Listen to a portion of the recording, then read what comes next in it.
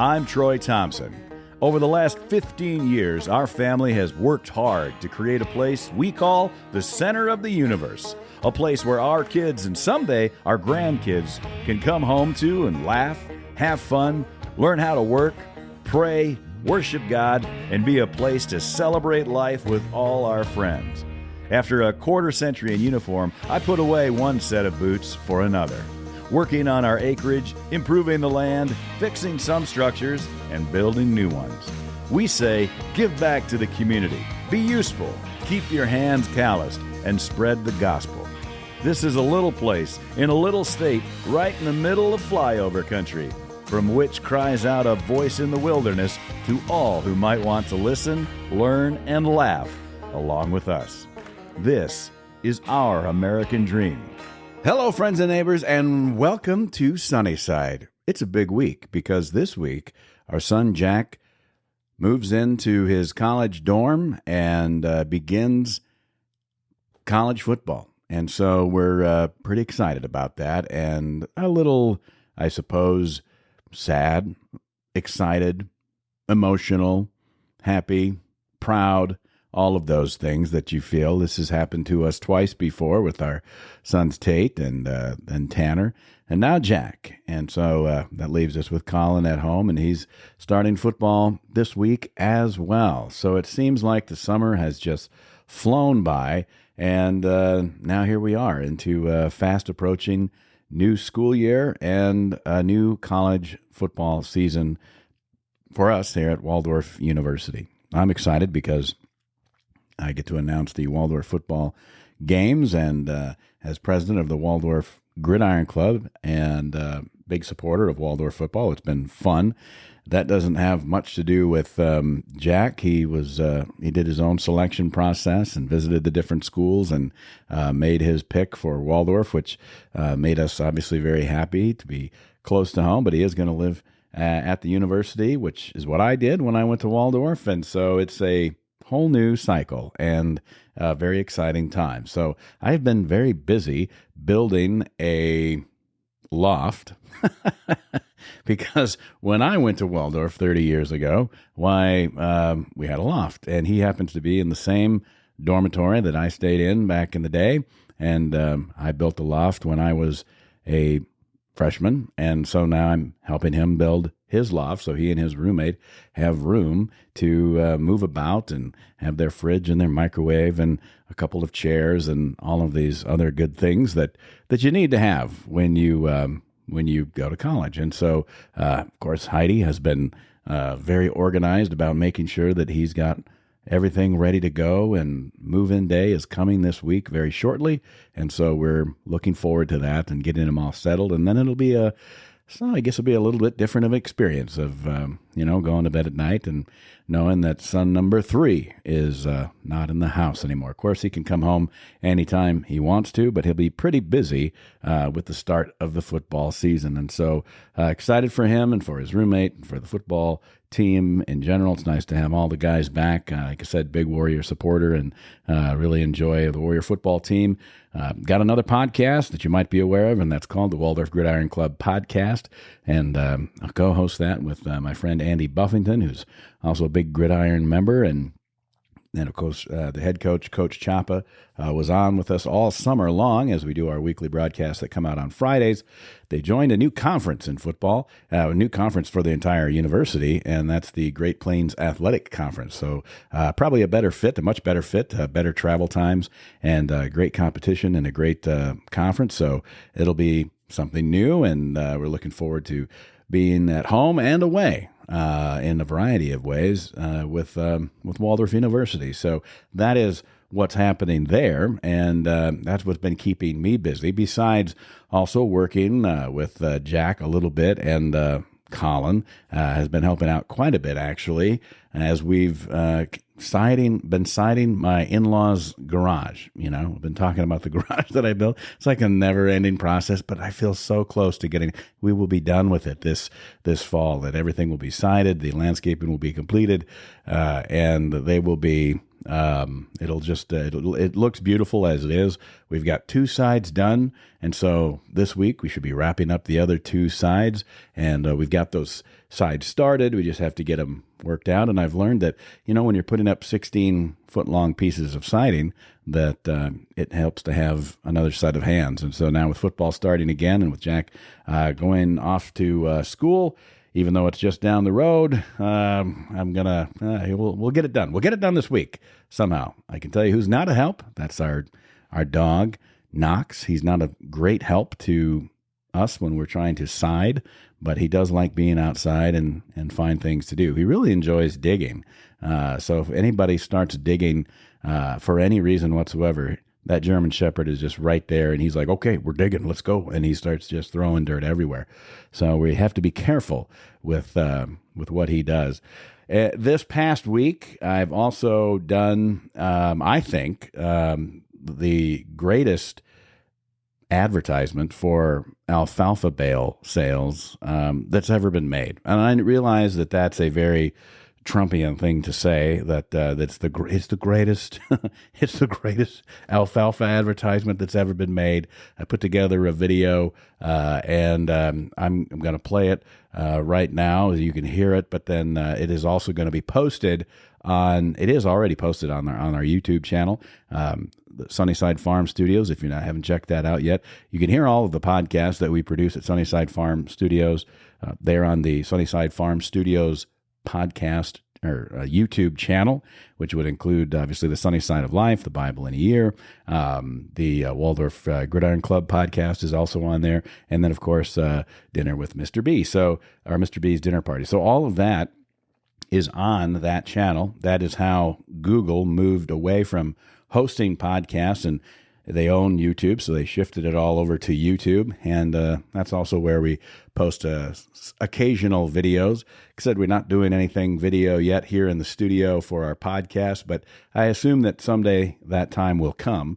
But in the meantime, you can go there and check that out, and of course, we've also posted it on our Twitter and also on the Facebook site and everything like that. So you'll be able to see it. It's the way that I promote selling bales, and it's a good video. So here's what it sounds like anyway. This is my alfalfa, an important forage crop since ancient Greece. We call it alfalfa, but the Limeys call it lucerne. This guy ended that nonsense. This is me driving my little tractor, baling alfalfa. That's me, but now I have a beard. This is my baler. It works hard to make perfect 3-foot-long alfalfa bales. I have a mirror in my tractor.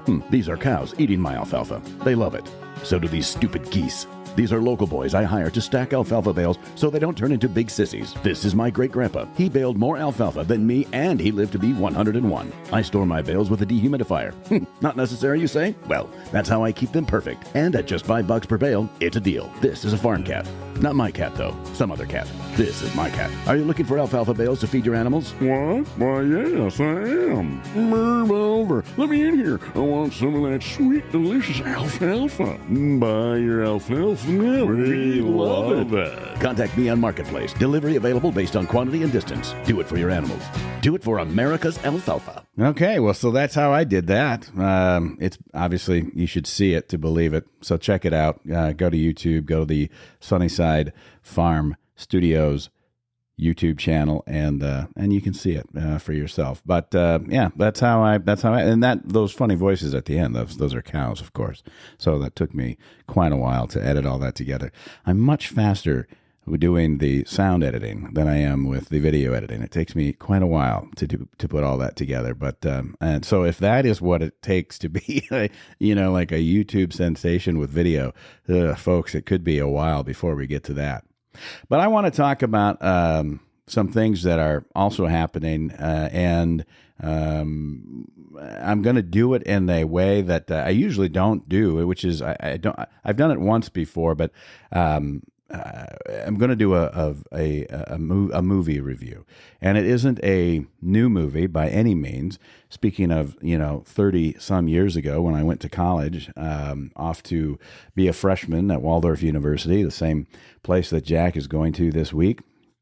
A movie came out in 1993 that is still one of my absolute favorite movies. and it is near and dear to my heart because, let's see, even as a high school kid, I was a political kid. I was interested in politics, paid attention to politics, had opinions about politics, so a lot of that hasn't changed. However, in 1993, a movie came out by the name of Dave. Hail to the chief, he's the one we all say hail to. Dave Kovic was an ordinary guy. And I don't know if you've seen the movie or not, but it has been out for 31 years. So if there's a spoiler in here, sorry, it's been out for 3 decades. So shame on you for not seeing it. It was a very successful movie, actually, at the box. I think it cost, $28 million to make the darn thing. And I think it grossed something like $92 million or something like that. It was very successful. And it starred Kevin Kline and also had some folks you might know, Sigourney Weaver, Frank Langella. I don't know if I ever said that name right. Great actor. He's the bad guy, of course, and he does a great job. Laura Linney is in it. Ving Rhames. Charles Grodin does a great job. Ben Kingsley is in the movie, and lots of others. And they have lots of cameos by people that are all at the time were in politics, including Iowa's own Senator Tom Harkin. Senator Chris Dodd was in it. Howard Metzenbaum, Tip O'Neill was in the show. Paul Simon, he ran for president. I wear the bow tie. And Alan Simpson and various other media personalities were in the show as well, including, Arnold Schwarzenegger was in it. He made a cameo. Oliver Stone, Kathleen Sullivan was there. Eleanor Clift, Fred Barnes, Larry King, Michael Jay Leno, just on and on and on. And so John McLaughlin from the McLaughlin Report, Bob Novak, and all these folks. And so it was a story about a regular guy whose name was Dave Kovic. This is who Kevin Kline plays. A guy named Dave Kovic. He's a temp agency owner in Washington, in the Washington D.C. area. I think he's in Georgetown, but it doesn't really matter.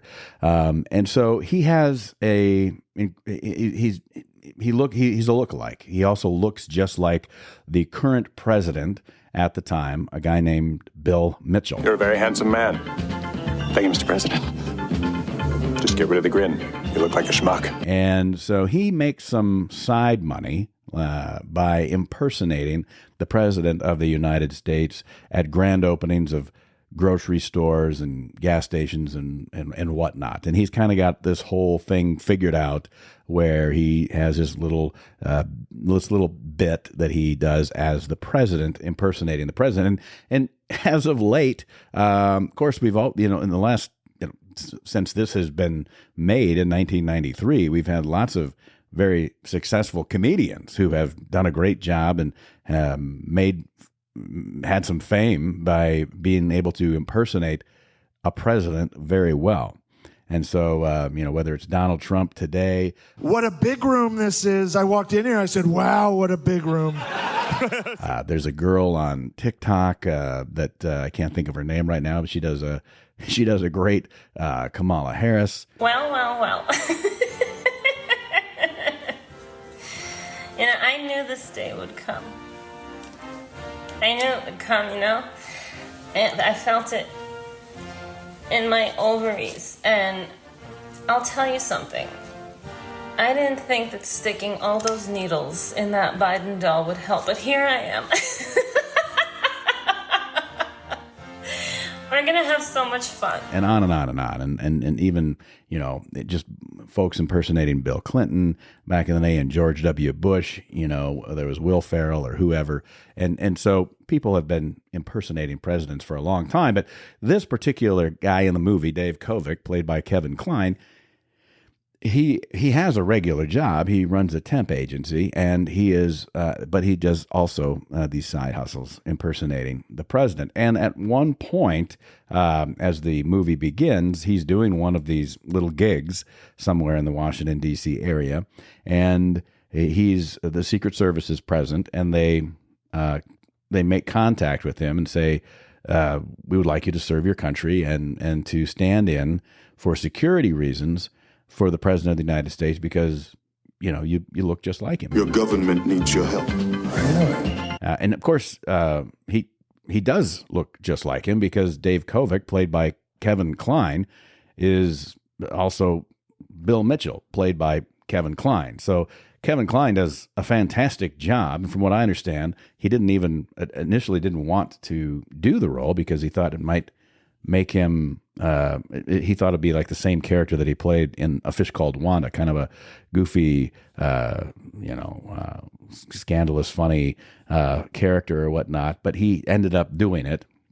I can't remember. They had somebody, I don't know who it was supposed to be. Michael Keaton, I think, was supposed to do it, and maybe did it for a little bit. But it was ultimately Kevin Kline that did that. And I think Kevin Kline brought a real genuine sincerity and comedic value to the movie. It's the reason that the Secret Service needed him to act like the president for one event is because they were at a hotel, and Bill Mitchell, the president, was conducting an adulterous affair with his secretary or something like that. And so he was cheating on his wife, the First Lady, played by Sigourney Weaver. And this character, Dave Kovic, just walks out of the hotel, gets in, God bless America, type thing to the crowd. God bless you. God bless America. Gets in the limousine and, figures that's the end of it. But what happens is, because this nefarious president, also played, as mentioned, by Kevin Kline, whose name is Bill Mitchell, suffers a stroke while he's stooping his secretary in this hotel, and that causes him to go into a significant coma. And so his secretary's secretary's name, by the way, is Randy, which of course is appropriate. Now, the movie is directed by one of my favorite guys, which is a guy named Ivan Reitman. And you probably have heard of Ivan Reitman before, because when I was growing up, this is the guy that directed the movie Stripes and Ghostbusters, also Meatballs. He did Kindergarten Cop, Is Not a Tumor. Obviously, he did just National Lampoon's Animal House, which, speaking of going to college, when I was a freshman heading into college, even though Animal House came out in 1978, when I was only 4 years old, I still had it in my brain that that's what college was going to be like. It was not at all, no matter how hard I attempted to make it like Animal House. It was not like that whatsoever. But Ivan Reitman, who is Canadian, actually, I think he was originally... he was born in the Czechoslovakia. I think I got that right. Now he was born in the part of Czechoslovakia back in the Iron Curtain time period, and he'd be just like a month older than my dad. Ivan Reitman was born in 1946, and I think he was born in October. And so my dad was born in September, and so a baby boomer for sure. That first class of baby boomers, and. But he was born in Czechoslovakia, which was behind the Iron Curtain, and then they escaped from there and got to Canada. And he was 4 years old, and then 4 years old when he arrived in Canada, and then he grew up in Canada and did a lot of work, and that's how he got started. And then eventually, all the other things that he did. But so Ivan Reitman met guys like Dan Aykroyd in Canada and these other fellows, and throughout his life ended up collaborating with folks like that and making some of my favorite movies that were, seminal hits for a Gen Xer. And so, I love the movie Stripes. That's a fact, Jack! I had some thoughts that that's what the Army might be like. When I realized that's what the Army was not like, I still appreciated that everybody in the Army had seen the movie Stripes and referenced that movie quite frequently. Now it's been lost to time. I don't think that today's soldiers know anything about that great movie from 1981. Ghostbusters was a huge hit in 1984. I mean, all of us saw that movie and we loved it. And I've loved almost all of the Ghostbuster movies that have been made since. He directed Ghostbusters 2 that came out in 1989. And then, that was it. I think there was a third Ghostbusters. That wasn't very good. I don't know how great the second one was. The first one was fantastic. And then they kind of went off. It just did nothing for a long time, and then they did a female version, which was funny, and I appreciated it, but it just didn't have, I don't know, it didn't feel like the Ghostbusters that I wanted it to be. And then when the other one, there's two new ones that have come out since then, and I think his son directed them, Jason, but what's it? Yeah, Afterlife. So Ghostbusters Afterlife came out in 2019, and that was perfect. That was like exactly what it should have been. I loved it. It was just right on, and that was actually his last film that he made, because Ivan Reitman, I think, died in 2022, and but he got a credit for that as a producer. And then the last Ghostbusters that has come out most recently this past spring, Ghostbusters Frozen Empire, which is also very good, was dedicated to him. So, Ivan Reitman directed it. He directed some of my favorite movies in the 80s, and that was, part of why it was such in my opinion, a great and well done and funny and sincere, endearing movie. So Kovic he's in the limousine, he gets called back. They turn around, they go to the White House because there's an emergency. And what the staff of the White House decides to do is they're going to cover everything up, because Bill Mitchell, who has had this stroke and is now in a coma somewhere in a basement hospital area or whatever. They have whatever, down in the fifth basement of the White House or whatnot. And that's just where he's at. And so they decide that instead of putting the vice president in charge, who they don't like, who's played by Ben Kingsley, that they're just going to go ahead and pretend that Bill Mitchell, is still fine. And Dave Kovic, who looks exactly like him, is going to do that role. And then the chief of staff, who's played by Frank Langella, he is he'll just run everything. So essentially, that's what they do. And the goal is to stay away from Sigourney Weaver, who plays Bill Mitchell's wife, and Ellen. Her name is Ellen. And of course, that's very difficult to do, because even though they really don't get along, and they haven't been honestly husband and wife for many years, they are still obviously married, and they have the image to the nation and to the world that they are a married couple. And so they have to do all of these things and to make all of that happen. And there's appearances that they make. And eventually, of course, this is all going to unravel. And what Dave Kovic is just this nice guy, a regular dude, who his regular job is helping people find work. And now he's thrust into this position to be president of the United States.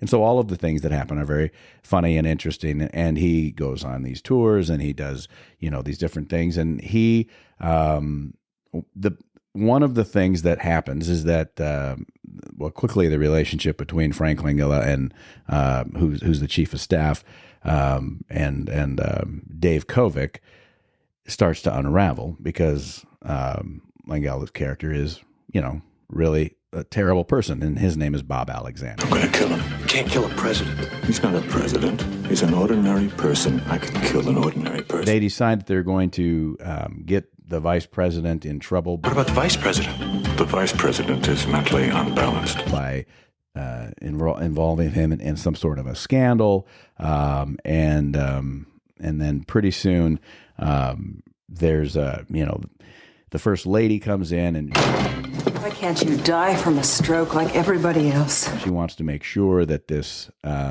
particular thing in a bill which involves a homeless shelter is gets signed, and it ends up getting vetoed by Bob Alexander, who forges the president's signature after Dave Kovic has gone on this thing with the first lady and gone to the homeless shelter and had a very charming and endearing and honest moment, as a normal person would have. And the first lady notices this, and so she thinks that it's a sure thing that this is going to get approved. And of course, it gets vetoed, allegedly, because the chief of staff signs off, forges the signature, and it gets vetoed.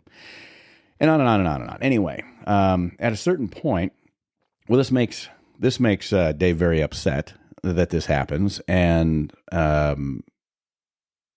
he confronts Bob Alexander, who basically is a tough Washington insider, and tells him, if you can come up with, I don't know how, several $1 million, whatever it amounts to, then they can keep it.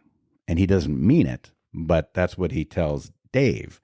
And so then what Dave does is then he does what any of us would do. He calls in the only person that he knows that understands, accounting. So he calls in his buddy, who's an accountant, and that's a guy that's played by Charles Grodin. And he brings him to the White House, and he tries to get him to sit in the chair in the Oval Office, and he won't do it. It feels weird, and it's just he's like, get out of here. This is crazy. And he's sincere about that as his friend, but Dave is explaining to him what needs to happen. How can we come up with this money? And so they work on it together, and they find a way in a cabinet meeting when Dave starts going off script. Before we get started, a couple things I'd like to go over in the budget. Mr. President.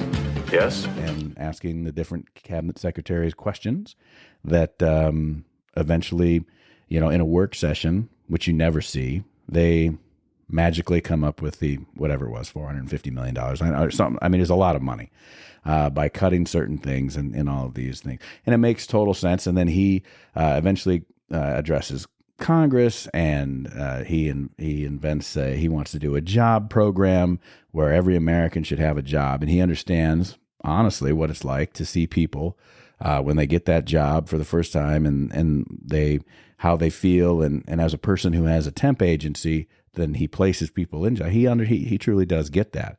And so that becomes his, what he wants to do.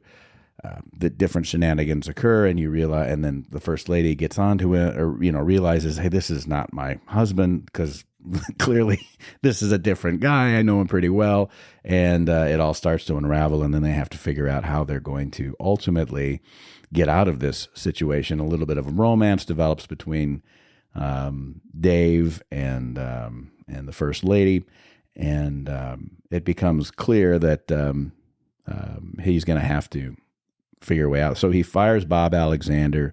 Bob Alexander decides that he's going to run for president, and it's just this whole political story of a former aide to a president who's nefarious, a Washington insider who is then pulling all the strings and thinks they're going to run for president, and then it all gets turned upside down. So I won't wreck it for you entirely. It does have a happy ending. Of course, Dave does not remain the president. He finds a very slick way out of it and has the help of his Secret Service agent, played by Ving Rhames. And he's also got the help of the First Lady, who he now has kind of a budding relationship with. And so all of these things are very good. It's my favorite movie. It's my favorite political movie, because at the tender age of 18, I believed that, like I think a lot of Americans do, and I still hope for, that when a regular person, what would happen if a regular person makes it into the highest office in the nation? what would that person do? How would they handle problems? How would they react to certain things without being a seasoned, hardened politician? And I really latched onto that because, when you talk about a national budget, the federal budget being just, ridiculous, and whatever side you're coming from, that, you're spending too much money over here, you're not spending enough money over here. It's always somebody else's money. A bunch of people believe that it's actually the government's money. Other people believe that the government shouldn't have any money, and yet all of these programs are there, and politicians are notorious for promising the world, and they're willing to open up the checkbook to get things done as long as it keeps them in those positions of power.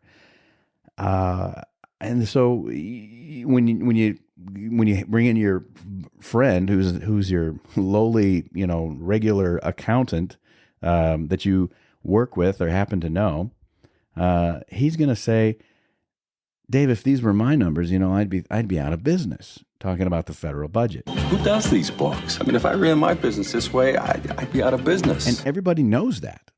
I mean, it's not like it was an epiphany from Hollywood to come out with this story about, how we are out of control and how our politicians are not normal people.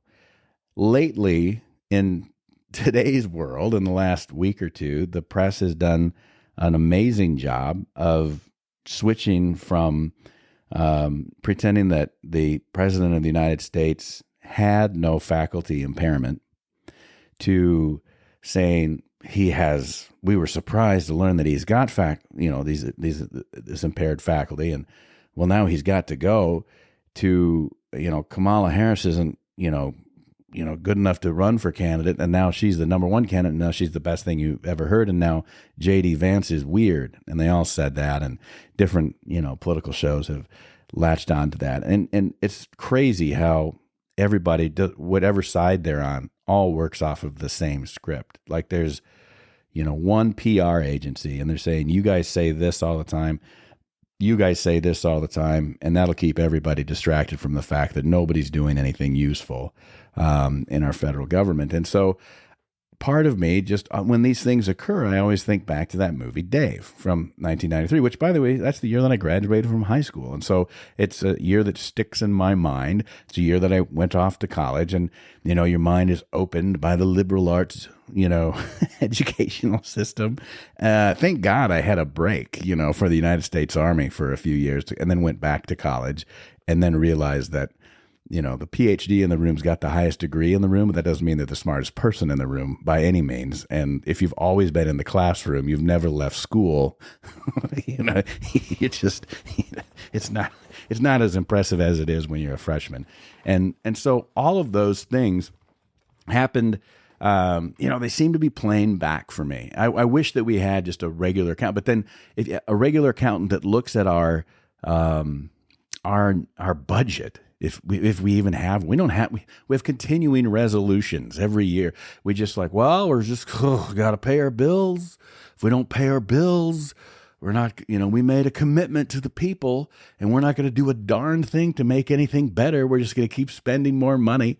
And there are, some elements of the economist class that would say you can just spend as much money as you want because you can just make it. There's no effect. It doesn't matter. No one's ever going to pull, the card on this debt. And then there's other people that they'll like me, that are saying, well, it seems like you should just, stay within your budget and maybe reduce your budget and be a little smarter with it. And other people would say it's more complicated than that. You just don't understand how government works, and that borrowing is good and all of this other stuff. And I'm just looking at our own situation and going, borrowing is not good. We do absolutely everything we can to avoid borrowing anything. Because then you're always a slave to whom you owe that debt. And so, but the government feels like they don't owe the people anything. And they can just keep giving some people here get this money, some people here get that money. There's people are yammering over here, so we'll give them a subsidy or an incentive or a tax break or whatever it happens to be. And it just never gets any better. Dave goes through the accounts with his buddy, and they find a way to come up with that money. And I realize it's just fictional, and I realize it's just Hollywood. And I realize that the people are behind this, including Ivan Reitman. They're not conservative people like I am when it comes to fiscal responsibility. And they are not necessarily, they're not conservatives in any of these other things. In fact, they've gotten far, far, far more to the left, Hollywood has. But in fact, what was interesting, I learned by kind of doing a little bit of looking into just this show, Disney owned it somehow, the rights to it. And they didn't want to make the movie while Reagan or George H.W. Bush were in office. As long as they were still president, Walt Disney Productions did not want to release it with a conservative in office. I don't know why. It's funny how you can look at a movie and or a song or particularly as things age, or, a work of fiction, whatever it happens to be, and you can be like, yes, that's exactly how the other side is. And then down the road, but the other side that's how the other side thinks the same thing. That's exactly how the other side is. And Animal Farm is a good example. Orwell's Animal Farm, people are like, well, that's a very Animal Farm or an Orwellian situation or 1984 or whatever it happens to be. And now that was always the leftist, version of big government and Ronald Reagan and George H.W. Bush. And maybe they were right in some regards to how the big government did seem to handle certain things. Now the conservatives are looking at everything that's happening right now as though it's like 1984 with what the leftists are doing. And so it's flip-flopping. I never saw Bill Mitchell as a conservative. I didn't see him as a conservative in 1993, probably because he was banging his secretary. And that's why he had a stroke. And because he did that, and this whole thing develops. In 1993, as an 18-year-old, my novice understanding of history said that the only presidents who were banging their secretaries or whomever they happened to run across were Democrats, whether it was JFK or Roosevelt or whomever, it's just like that was the historical evidence seemed to point to a Democrat. So I just assumed that Bill Mitchell was a Democrat. And then, of course, in the 90s, Bill Clinton was president. So, and Bill Clinton really liked this movie too. He really liked Dave. I don't know if he saw himself in Bill Mitchell or what, but definitely, he had some foibles, but he actually provided a signed script or something and gave it to whoever. I don't know. He really liked the movie. He took a picture of himself with holding a Dave mug from the movie or whatever. So Bill Clinton really approved of the film, I guess. But at the time, as an 18-year-old in the early 90s, my only reference point for presidents who were, sleeping with secretaries they were all Democrats. So it never occurred to me that Hollywood meant that he was a conservative. I think that they did. I think that they thought that Bill Mitchell, and because they have Bob Alexander, and they were going to get involved with the, savings and loans, and they were going to get rid of their, vice president and all of this other stuff. And then the shining, feature of this Dave, character was that he would come in and he would try to find everybody a job, which in my opinion, that's a weak point in what presidents do. I mean, I was never like, oh yeah, a president should make sure that everybody in America has a job, as if that's the chief executive's primary responsibility. It isn't. Presidents don't create jobs. No matter who's running for office, they don't create jobs. What they can do is they can approve measures, whether they are, assigning bills through a good legislature, which, good luck with that, or making tremendous reforms in the executive branch overall to reduce regulation that allows business and in particular to make regulations allow for the United States of America to grow and be as prosperous as possible. And unfortunately, that's not what regulations do. They restrict those type of things. So presidents can create jobs inadvertently by letting go of the grasp of power, and regulating the crap out of everything. They can say, let's have as many nuclear energy plants as we can possibly come up with. Let's open up everything so we can have as much, so that fuel is as cheap as it can possibly, and transportation of goods and services is just tremendously cheap, so that everybody can benefit from that, including businesses, to the point where it's impossible to have a better deal because the cost of living has gone down, because transportation and fuel and everything that requires your crap from Amazon to be delivered using fuel, all of that, so those type of things you can bring down. But the president doesn't create jobs. And so that was kind of weak. It's not Congress's responsibility to go out and make sure that every person has a job, like, Nancy Pelosi during COVID. Like, now that people can choose to, they can become poets and painters and artists and whatever. It's like, oh, good Lord. You can become a poet. And if you can pay your bills being a poet on your own accord, awesome. If you can do that with your paintings, great. Not everybody can be as successful of a painter as Hunter Biden. So, but maybe you really aren't, maybe you're not good at it. Maybe your art doesn't speak to anybody else but you, in which case you might have to get another job. And so I didn't, even at 18, I didn't buy into the idea that the federal government's job program would be a solution. But that wasn't the point of the movie. The point of the movie was feel good, like here's a regular guy who understands, a few things, one of which happens to be what it's like to help people get that job, having, as an owner of a temp agency. And I liked it. I liked that you could have a common person thrust into a position of power. And I think, like a lot of Americans, what I don't like is the professional politicians across the board that we have. I don't like the power of people who are unelected that are in government, whether it's within the political parties, what's called the bureaucracy or the deep state, the agencies or whatnot. Not that I don't want them all elected either. Like, that would be ridiculous. But I need an executive that puts the hammer down on the administrations that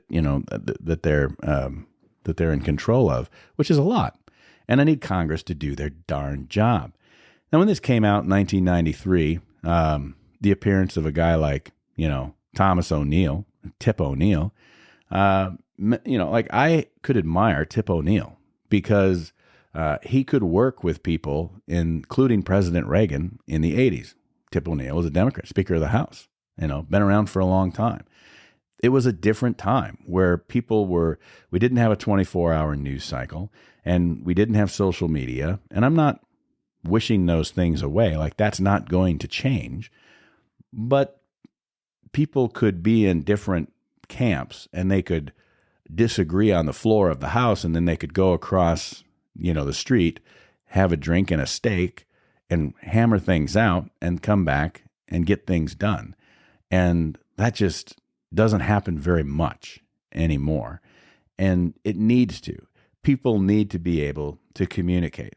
I didn't get the feeling, I guess I kind of felt that that Dave, the actual Dave Kovic character, I kind of felt that he was probably a Democrat. I mean, he's from Georgetown. He lives in Washington, D.C. area. He helps people find jobs. he's not very good at running his own business. He's just kind of a bleeding heart and needs a lot of help making ends meet. But he really enjoys what he does. And he's talented. He's got a side hustle, and so I just assumed he was a Democrat. I didn't assume, though, that Bill Mitchell, the president, the actual president, also played by Kevin Kline, was a Republican. I did not assume that. And so it's probably, if you've seen the movie, you're probably like, oh, of course Bill Mitchell was, and that's why he was, such a bad guy or whatever. And Dave was such a nice guy because he was a Democrat and all of that. They don't say what party they're in either circumstance. So good job to Ivan Reitman, rest his soul, for doing a favor to everybody. Let them kind of guess it and put into your own mind who it is. But overall, I think it speaks the truth. I would like more regular people in government that nowadays, if you call some, like a regular guy, is weird across the board. And so, that's a problem. And I think that I would like that. I would like people to look at the budget. I'd like a president to actually sit down in front of the press and do a all-day work session, or 2 weeks or a month or whatever it takes, to say, well, I can't control what useless things Congress does. So what I can control is all of the executive departments that I run as the chief executive. And so we're just going to figure this budget thing out on our own and save money. I would love to see that happen, but we just don't see that. Nobody's cutting anything. They need more. And friends, we don't need that. I miss that movie theme from Dave, where people could work together. There's a little bit of romance. I'm a fan of Sigourney Weaver. I mean, I think she's great in Ghostbusters and in Alien, and although Alien's she was great in that, but we don't watch a lot. That's kind of scary. I don't watch a lot of scary movies, stuff like that.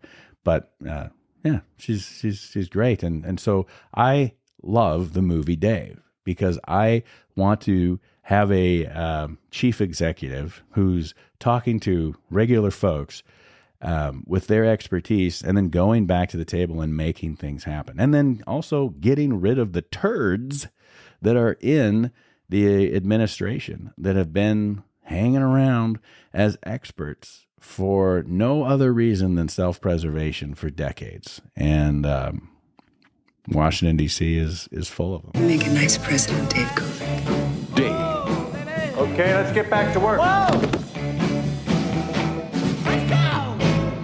So that conversation and that movie is my preface to this last part of The Sunny Side of Life this week, because it just isn't enough that I'm doing The Sunny Side of Life, the Bible in a Year experience, the producing Mr. B's Dinner Party, the Waldorf Gridiron Club podcast. Sunnyside Farm Studios is doing a variety of things, including voiceover work for other places. But I will tell you that there is more than likely another podcast coming this year yet, before the election. So prior to the beginning of November, there will be a new podcast that will be about politics, just about politics.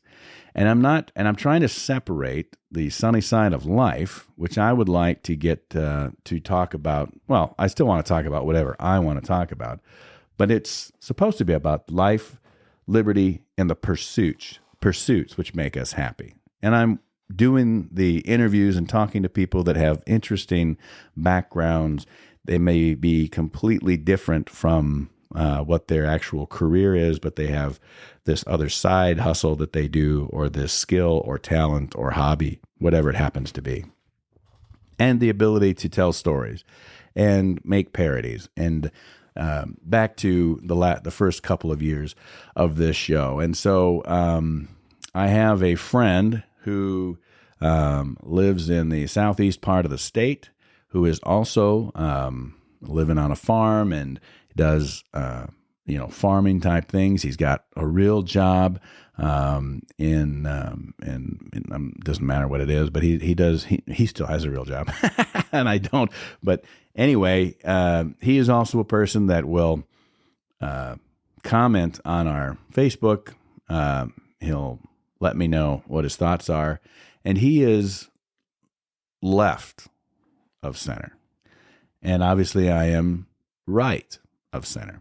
And so for the last, few weeks, we have been discussing a new show that is just going to be about the topics of the day. One topic per show, with occasional guests that will be able to, do their thing and plead their case.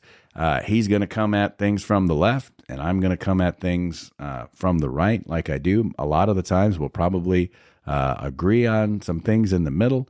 And the goal of this show is to be able to have a conversation about the real problems that do exist that as citizens we should be able to discuss without getting stupid.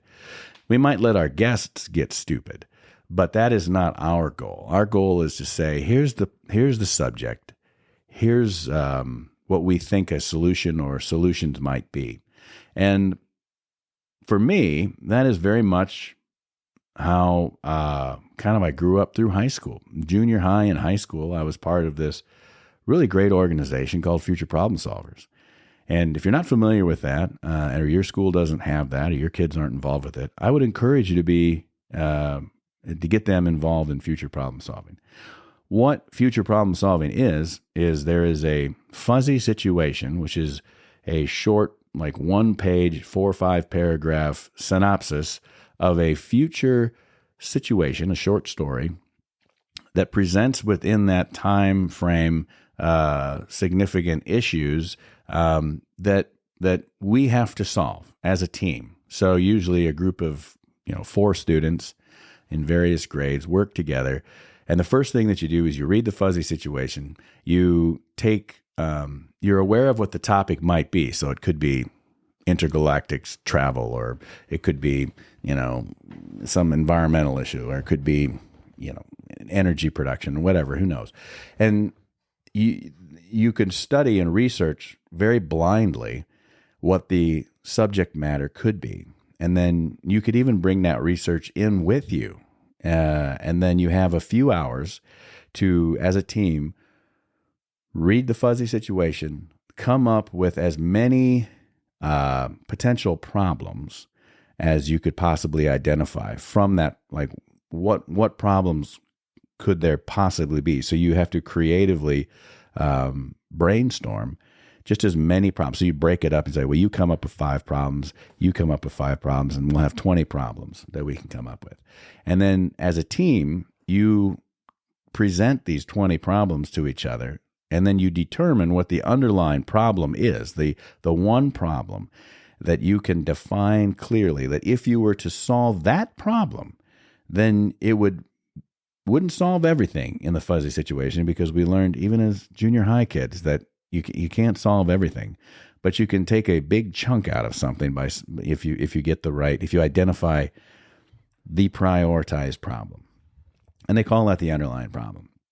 Then what you do is you brainstorm solutions, as many solutions as you can, to that one problem. And then you come up with your best solution. And then you'd usually, write an explanation of, why you think that is the best solution and why you think that's the underlying problem. And then because it was kids, you'd have to do a skit. So then you'd turn everything in, and that would be and then judges would read everything, and they would give you points for creativity and, this, that, and the other thing. And we won a lot of them, to be honest with you, but it was generally just very fun. And while you were waiting for the judges to do their thing, then everybody that was in this team, multi-school competition, you would present your problem and your underlying solution in a creative way as a team in a skit. So you had to be able to also, communicate it to your peers out there. And you try to make those as entertaining as you possibly could.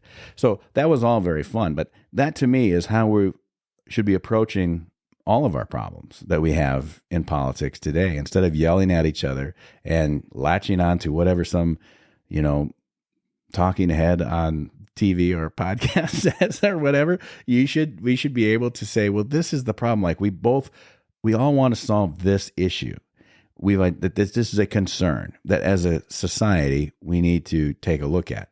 And, people of faith are going to approach things from a different point of view and value system than people that are absent of faith, or they have faith, but it's not the priority in their life. So I don't know how that works, but anyway, they're going to be, people that have a Marxist opinion on how things work. There's going to be people that have, a racist perspective, like everything is applied, starting with the, through the lens of race and equality and equity and all of these other things. And that's fine. We have to understand where we're coming from. We have to assume that we're not going to change somebody's deepest held beliefs, but that you can communicate a problem and say, okay, stop the showboating here. How about we get back to what the underlying problem is, and now let's work on the best solution to these, realizing that we're not going to solve everything, and have the guts to say, well, I'm going to make this group of people that, are part of this party or whatever upset, and I'm in the same party, but I'm not going to be able to make everybody happy, and so on and so forth. I think that is how you get things done. And I think that is what most Americans, which I think most Americans are somewhere in the middle on a lot of things, whether you lean, more conservative or liberal, whatever that even means, that most people have common sense. I like to believe that most people have common sense. So that made me think of the movie, Dave. It was top of mind because we're trying to solve the problem currently of what the name of our show shall be.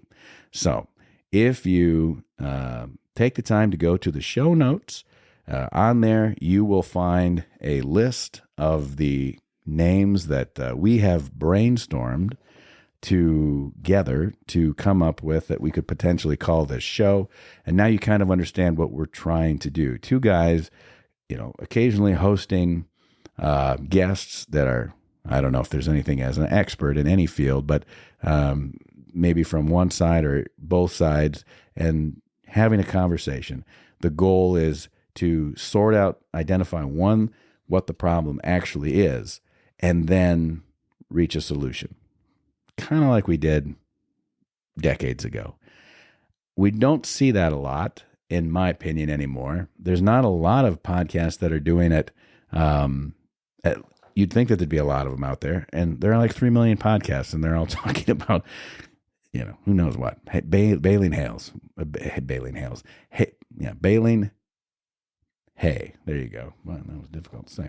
Anyway, these are the names that we've come up with. We haven't selected one. We want your input on them, and so I'm putting it to you. All you have to do is, I'm going to tell them to you now, but then they'll also be in the show notes. And if you've got one or two that you like, or a few, you can just rate them in order. And then it's easy. You just text the show, and you can let me know what your favorite names are, because we're going to come up with a name. We come up with a name, then we come up with the graphic, the music. We do a couple of promo episodes, and the next thing you know, we're on all platforms and we're up and running. It's going to be great. And it's going to take some of the politics out of this show. Not all of it, because this is still my show. But I want to be able to take the politics and kind of put it into a different program, in the same way that, I can occasionally talk about Waldorf football, but there's a whole podcast for that, which is a lot of fun, and it's a different dynamic as well. And so here are the names that we've come up with. Please select one. If you think you've got a better name, you can certainly let us know. We can't think of everything, but here's what they've got. And I will say this. So he is to the left, and I am obviously to the right, conservative, right? And he has produced 20 of the 25 names here. And because I told him, he's like, I'm going to come up with 20 names, or 25. And I said, well, I'll come up with 5. Because, liberals talk a lot to express an idea, and they use big words. So we'll start off with this one. You don't worry, it doesn't matter where these come from. In any particular order, you just let us know. These are potential names for the political podcast that is to come from Sunnyside Farm Studios in the near future. Let us know what you think. Dichotodynamics, the Mead of Polity, the AntipodeCast, Crux Base, Made in Ad Meritum, Civil Wort, Atavis-a-vis, Byre Fringe, This Coffee is Too Hot,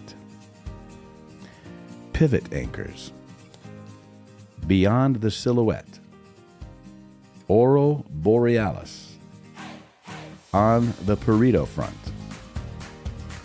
The Sandbook, Dissonant Harmonies, Quasi-Modern Hunches, The Fates' Loose Threads, Part and Impartial, The Wind and the Sun, Rift Darners, To Prolix, Best Regards Publius, Way No Way, and Fireside Spats. So, at some point, also in the near future here on the sunny side of life, I will have my future co-host on the show, and we will further discuss what it is that we are thinking. But that is what's happening, and I'd like your input, to be honest with you, because while I have no problem talking about politics, and I just prefer not to do it all the time, and believe it or not. And so the sunny side of life, I like to keep light and fun, and with a variety of other interests and stories and skits and creative input. That's what I'd prefer this show to be. It's hard to go into a presidential election season without having to talk about politics. And I think that there are a lot of, it's obviously forefront in people's minds. So that is something that we think could be a success. And with your help, I want to make you aware of it. Take a look in the show notes. Let me know what your favorite names are, and we'll be able to collate those and then come up with a solution. And that is kind of what we're hoping for out of that show. So check out the movie Dave. It's a great film.